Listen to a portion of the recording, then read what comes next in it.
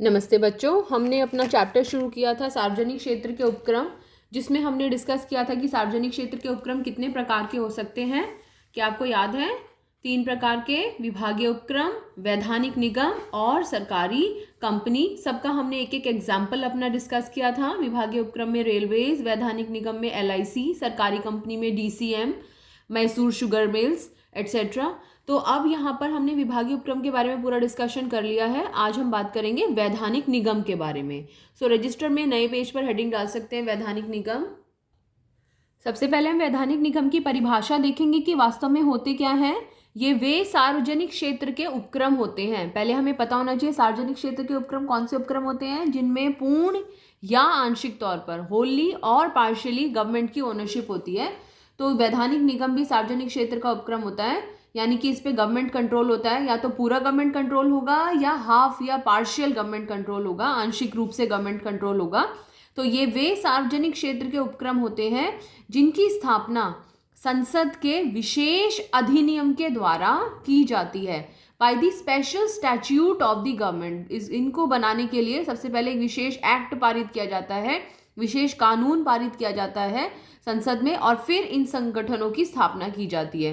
कुछ एग्जाम्पल्स हम याद रख सकते हैं, जैसे LIC के लिए हमने LIC एक्ट बनाया, RBI के लिए हमने RBI एक्ट बनाया, unit trust of India UTI act बनाया, employee state insurance corporation ESIC और ONGC oil and natural gas commission. तो ये कुछ एग्जाम्पल्स हैं जो हम अपने दिमाग में रख सकते हैं। इन सभी उपक्रमों को वैधानिक निगम या फिर वे निगम जिन्हें की विशेष अधिनियम के अंतर्गत एक कानून बना के तब इनका निर्माण किया जाता है। तो सबसे पहला हमने पढ़ा था विभागीय उपक्रम। उनका निर्माण कैसे होता है? मंत्रालय बनाते हैं, फिर उन संगठनों का निर्माण होता है। यहाँ पर अधिनियम बनाते हैं, फिर इन संगठनों का निर्माण होता है। इसे नोट कर लीजिए। इनकी विशेषताओं पर आते हैं। सबसे पहले हेडिंग, जैसे हमने विभागीय उपक्रम में कुछ हेडिंग्स बनाई थी, ऐसे यहाँ पर भी हमने हेडिंग्स बनाई हैं। तो सबसे पहला नंबर 1, स्थापना। इनकी स्थापना संसद द्वारा पारित विशेष अधिनियम के द्वारा होती है, और यह अधिनियम ही, ये कानून ही इनके अधिकार, इनके उद्देश्य और विशेष अधिकारों को परिभाषित करता है। क्या इस संगठन के अधिकार होंगे, क्या इसमें जो काम करने वाले लोग हैं उनका क्या उद्देश्य होगा, क्या अचीव करना चाहते हैं, कोई स्पेशल राइट्स हैं, कुछ विशेष अधिकार हैं इन संगठनों को, तो उन सभी चीज़ों का जो जिक्र होता है इस विशेष कानून में, इस विशेष एक्ट के अंतर्गत होता है। सेकेंड पॉइंट, स्वतंत्र वैधानिक अस्तित्व। एक चीज याद रखो, हमेशा आगे तक आपके काम आएगी। किसका स्वतंत्र वैधानिक अस्तित्व होगा? जिस भी चीज का पंजीकरण हो जाएगा, जिसका निर्माण किसी भी विशेष कानून के तहत हो रहा है, उसका अपना एक पृथक वैधानिक अस्तित्व होगा। जैसे कि हमने कंपनी के बारे में पढ़ा है, कंपनी का भी अपना एक पृथक वैधानिक अस्तित्व होता है, क्योंकि कंपनी का निर्माण कंपनी अधिनियम 2013 या इससे पहले के किसी अधिनियम के अंतर्गत किया जाता है, और इसका पंजीकरण होता है, रजिस्ट्रेशन होता है। तो जिस भी संगठन का निर्माण किसी विशेष अधिनियम या किसी कानून के तहत हो रहा है, उसका अपना स्वतंत्र वैधानिक अस्तित्व होगा ही होगा।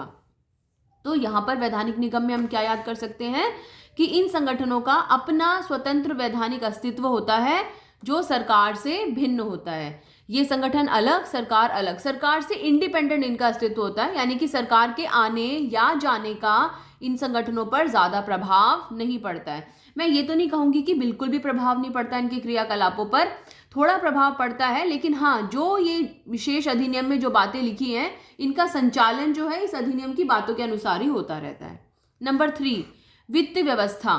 पैसे की व्यवस्था कैसे होती है? आपको याद है विभागीय उपक्रमों में पैसे की व्यवस्था कैसे होती थी? रेलवे का बजट होता है, तो विभागीय उपक्रम में क्या होता था? सरकारी खजाने से पैसा आता था। लेकिन इन वैधानिक निगमों की क्या खास बात है?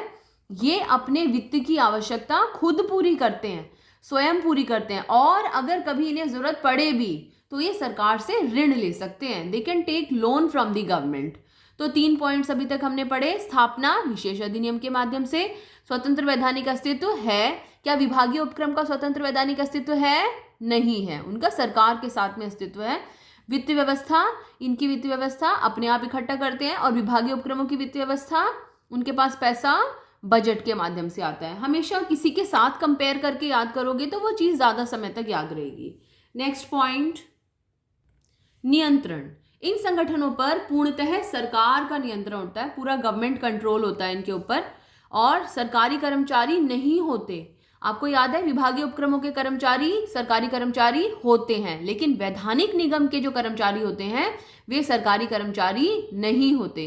तो हम क्या लिखेंगे, इन उपक्रमों के कर्मचारी सरकारी कर्मचारी नहीं कहलाते और ना ही ये सरकारी सेवा शर्तों और नियमों के अनुसार काम करते हैं। तो फिर इनके ऊपर कौन से नियम कानून लागू होते हैं?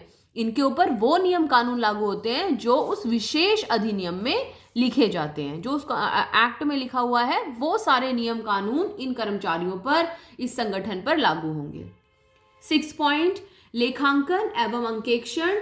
लेखांकन और अंकेक्षण की सरकारी प्रक्रिया जो गवर्नमेंट प्रोसीजर्स है वो इन उपक्रमों पे लागू नहीं होता। क्या लिखा है मैंने यहाँ पर? नहीं होता है, नहीं पर फोकस कीजिएगा। जबकि अगर विभागीय उपक्रमों की बात करें तो वहां पर लेखांकन अंकेक्षण की जो सरकारी प्रक्रिया होती है वही उन पर लागू होती है। ये 6 के 6 पॉइंट्स नोट कर लीजिए, एक बार फिर उसको समराइज करते हैं। पहले वीडियो को पॉज करके यहां तक नोट कर लीजिए, अब समरी देखते हैं। देखिए इस तरह के डायग्राम्स की मदद से अगर हम देखते हैं तो बहुत बार चीजें हमें एग्जाम में याद आ जाती हैं देखने से। तो इनकी स्थापना विशेष अधिनियम के माध्यम से होती है, इनका अस्तित्व सरकार से अलग होता है, इनकी वित्तीय व्यवस्था पैसा खुद अपने आप और जरूरत पड़े तो उधार ले सकते हैं, कंट्रोल सरकार का कंट्रोल होता है इनके ऊपर, इन संगठनों के कर्मचारी सरकारी कर्मचारी नहीं होते और ये अपना लेखांकन अंकेक्षण ऑडिट खातों की जांच जो है ये अपने हिसाब से कराते हैं, सरकारी नियमों के हिसाब से नहीं कराते हैं। तो कितने पॉइंट्स हैं वैधानिक निगम में? विशेषताओं में 6 पॉइंट्स। इसके बाद में वैधानिक निगम से क्या फायदा है उसके बारे में डिस्कस करते हैं। हेडिंग डाल लीजिए। हेडिंग डाल लीजिए, वैधानिक निगम से लाभ क्या फायदे हैं। फर्स्ट पॉइंट, कार्य संचालन में स्वतंत्रता तथा लचीलापन, काम करने में बहुत ही फ्रीडम होती है, फ्लेक्सिबिलिटी होती है एज कंपेयर टू विभागीय उपक्रम। विभागीय उपक्रमों की तुलना में इनमें ज़्यादा स्वतंत्रता और ज़्यादा लचीलापन होता है। क्यों होता है? क्योंकि इनके ऊपर एक्स्ट्रा गवर्नमेंट रूल्स नहीं होते हैं। दूसरा, वित्तीय स्वतंत्रता, फाइनेंशियल इंडिपेंडेंस। विभागीय उपक्रमों को याद करो, उनके पास पैसा कहाँ से आता है? सरकार के बजट से। वो जो भी कुछ कमाते हैं वो किसको देना पड़ता है? उन्हें सरकार को। लेकिन इनको देखो ना, तो ये सरकार से पैसा लेते हैं, इसलिए जो भी कमाते हैं वो अपने पास रखते हैं, इनको सरकार को वो पैसा नहीं देना पड़ता। हमने लिखा था ना वित्तीय व्यवस्था में कि अपने पैसे का इंतजाम खुद करते हैं और अगर इन्हें जरूरत पड़े भी तो ये सरकार से ऋण लेते हैं केवल। थर्ड पॉइंट, आर्थिक विकास में सहायक। हमारे इकोनॉमिक डेवलपमेंट में सरकार का हमेशा योगदान रहता है, तो ये संगठन जो है ये आर्थिक विकास में बहुत सहायक होते हैं। ये वाला जो पॉइंट है आप विभागीय उपक्रमों में यूज कर लो, वैधानिक निगम में यूज कर लो, सरकारी कंपनी में यूज कर लो, इस पॉइंट को आप कहीं पर भी यूज कर सकते हो, इसको याद कर लो। कभी भूल जाओ ना याद आए तो आप तीनों जगह इसका इस्तेमाल कर सकते हैं। तो समराइज करते हैं, काम की स्वतंत्रता, वित्तीय स्वतंत्रता, फ्लेक्सिबिलिटी होती है और आर्थिक विकास में ये हमारी मदद करते हैं। शॉर्ट क्वेश्चन ही आता है हमेशा, इस पे नोट कर लीजिए इसे, फिर उसके बाद में इसके दोषों के बारे में डिस्कशन करते हैं। कमियां निकालने की तो हमारी आदत है। तो वैधानिक निगम की सबसे पहली कमी केवल दिखावे का लचीलापन है, क्योंकि सारे काम तो उन नियमों के अनुसार होते हैं जो कि उस विशेष अधिनियम में दिए गए हैं और सरकार अगर चाहे तो कानून पारित करके उन अधिनियमों में बदलाव भी कर सकती है। सेकंड पॉइंट, राजनीतिक हस्तक्षेप तो रहता है भाई। देखो छोटे छोटे निर्णयों में, छोटे छोटे कामों में जब फैसला लेना होता है ना, कहीं गवर्नमेंट से पूछना पड़ ही जाता है इनको। और बताऊं, कभी कभी छोटे छोटे निर्णय ले लेते हैं तो बड़े फैसलों में सरकार आके अड़ जाती है। तो कभी छोटों में कभी बड़ों में। भ्रष्टाचार बहुत ज़्यादा है, जहाँ पर भी सरकार का कंट्रीब्यूशन है कहीं ना कहीं वहाँ पर भ्रष्टाचार में लिप्त हैं चीज़ें।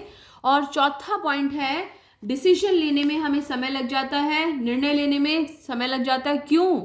क्योंकि सरकार निर्णायक मंडल का हिस्सा होती है, जो डिसाइड करने वाले हैं उनका हिस्सा है। और जब भी मतभेद होता है तो अंतिम निर्णयों के मामलों के लिए हम सरकार के पास भेज देते हैं उसे कि गवर्नमेंट डिसाइड करेगी और सरकार उस फैसले को लेने में समय लगाती है। तो 4 पॉइंट विभागीय उपक्रमों के दोषों में सिर्फ दिखावे का लचीलापन है। इस क्यों है? क्योंकि राजनीतिक हस्तक्षेप है, भ्रष्टाचार है और भ्रष्टाचार के कारण, राजनीतिक हस्तक्षेप के कारण हमें निर्णय लेने में देरी भी होती है। अगली वीडियो में हम सरकारी कंपनी के बारे में डिस्कशन करेंगे।